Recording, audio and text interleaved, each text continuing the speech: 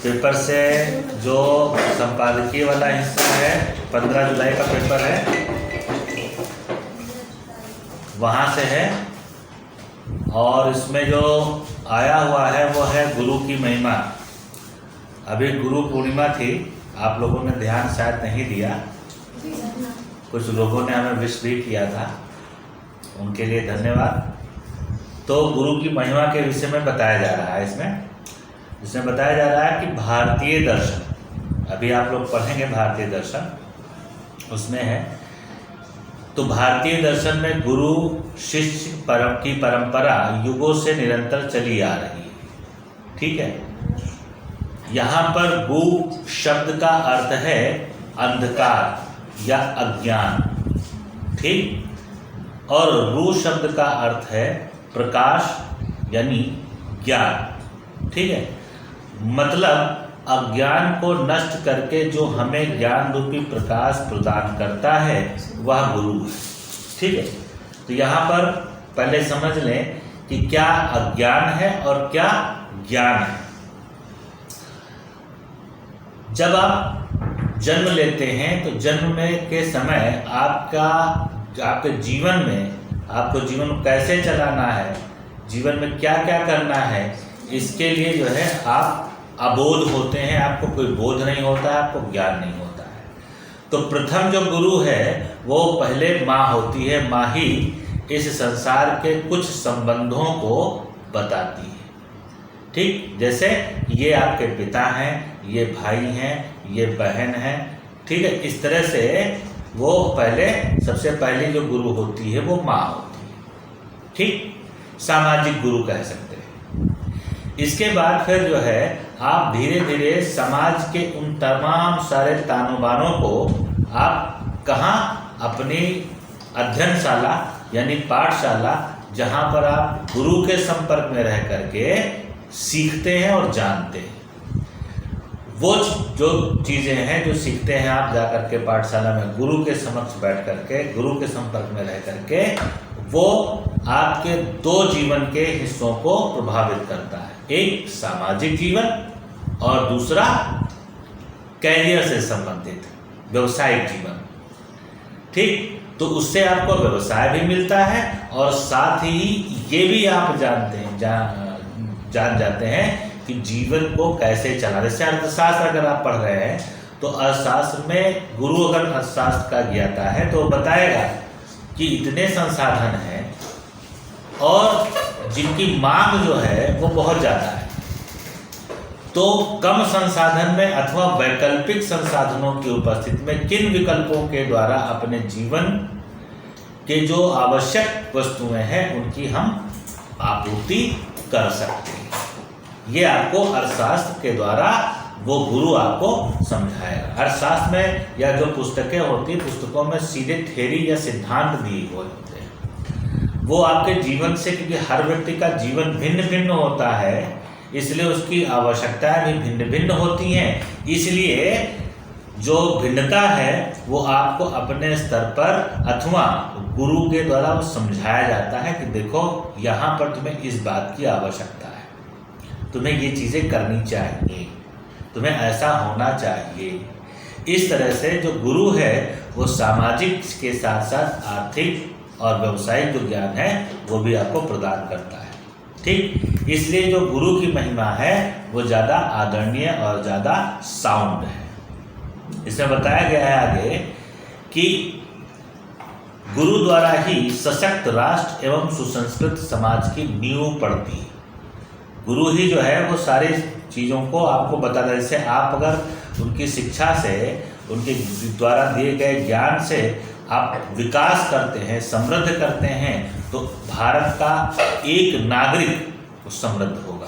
तो जब एक नागरिक समृद्ध होगा तो इसका मतलब भारत का एक नागरिक जब समृद्ध हुआ तो उसके पीछे पीछे कुछ और लोग होंगे, वो बढ़िया उत्पादन करेगा तो बढ़िया लाभ होगा।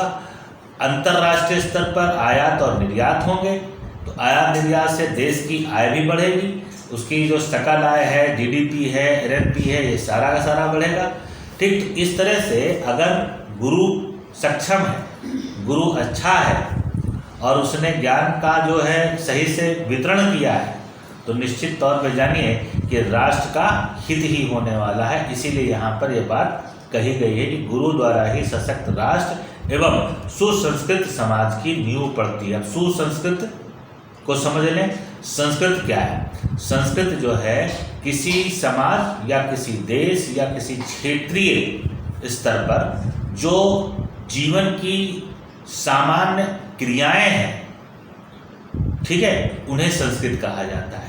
जिससे किसी समुदाय, किसी क्षेत्र विशेष, जैसे किसी की बोली अलग तरह के, मान लीजिए बिहार से आया हुआ कोई व्यक्ति है, तो आप उसकी भाषा से ही जान जाते हैं कि वो बिहार से है। कोई महाराष्ट्र से है तो आप महाराष्ट्र को तुरंत जान, कोई पंजाबी है तो आप तुरंत जान जाते हैं कि पंजाब से आया हुआ है।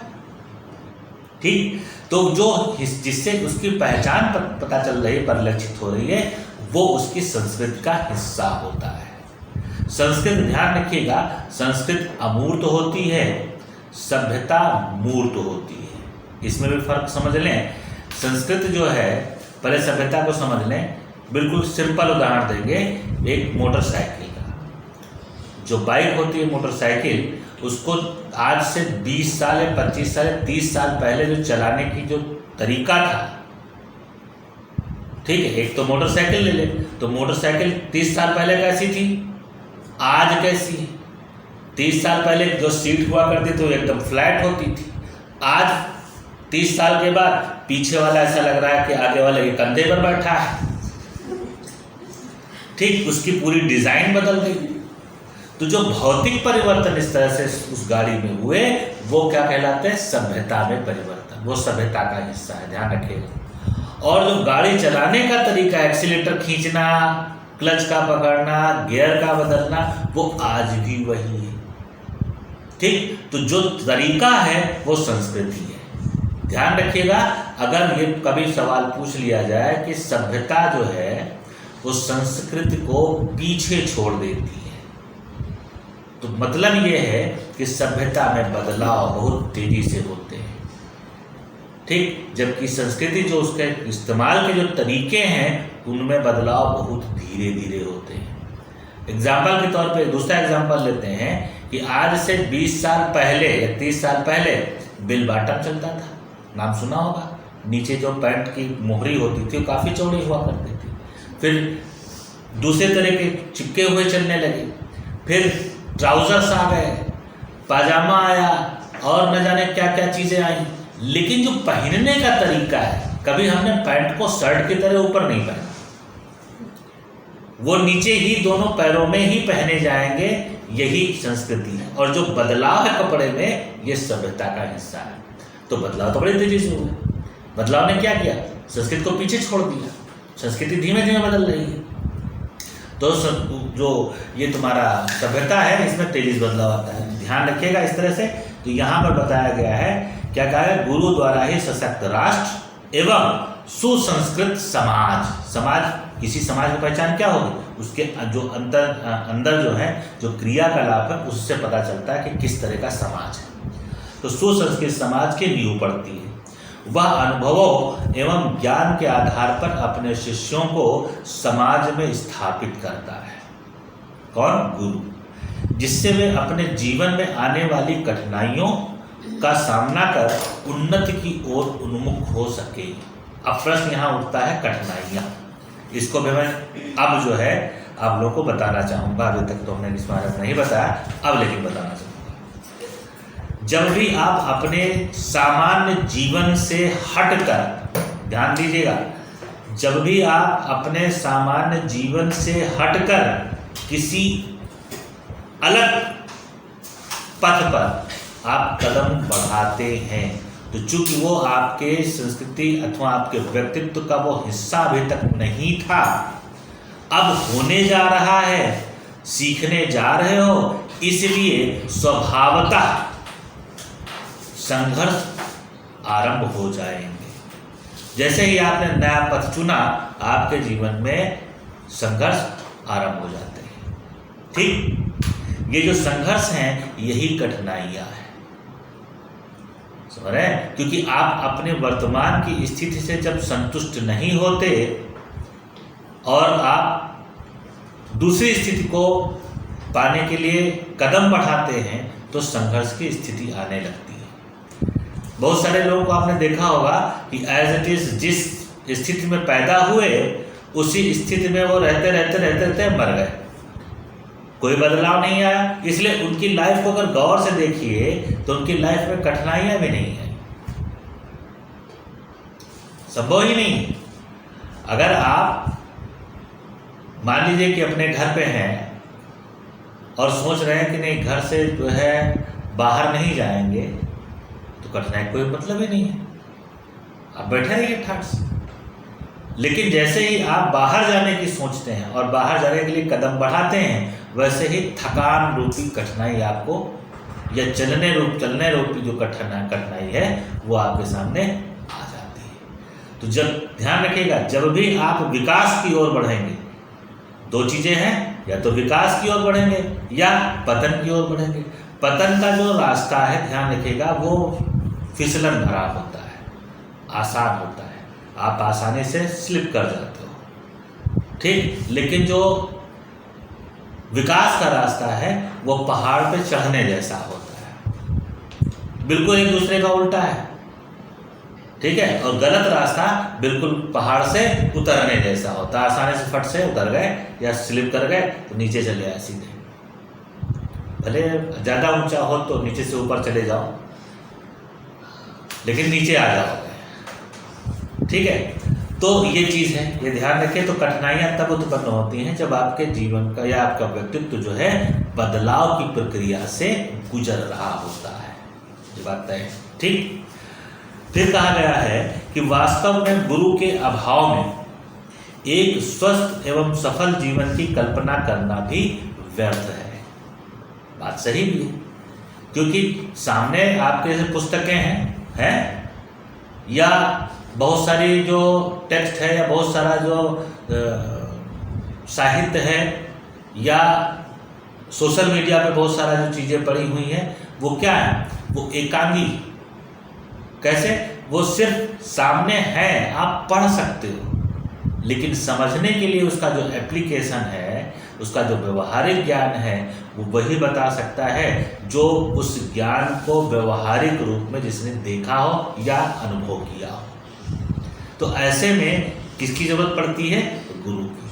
किसी भी शब्द के बारे में जो व्याख्या है, एक शब्द है, वो शब्द आपको सोशल मीडिया में मिल जाएगा, पुस्तकों में मिल जाएगा, लेकिन उस शब्द की वास्तव में व्याख्या क्या होगी अथवा उसका व्यवहारिक रूप कैसा होगा, उसका विस्तार क्या हो सकता है, क्षेत्रीय होगा, राष्ट्रीय होगा या अंतरराष्ट्रीय स्तर तक होगा, ये बात तो वही बता सकता है जिसने उस शब्द को जिया हो।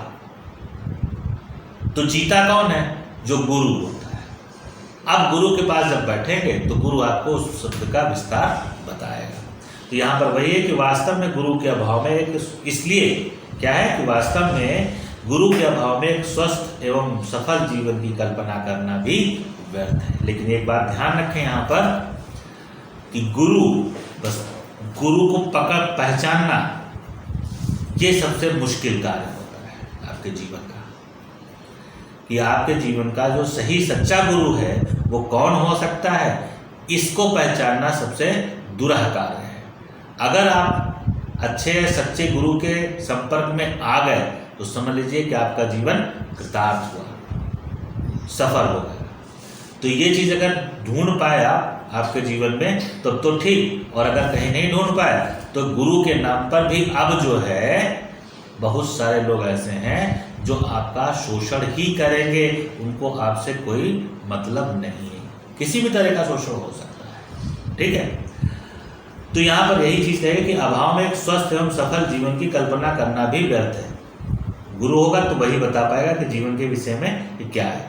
मनीषियों का मत है, यानी कि विद्वानों का मत है कि गुरु हमारा सच्चा मार्गदर्शक होता है। गुरु के अभाव में कोई भी लक्ष्य सफलतापूर्वक प्राप्त नहीं किया जा सकता। क्यों? क्योंकि उस लक्ष्य के विषय में जो जानकारी है, जो ज्ञान है, गुरु को ही पता होती, एक बात।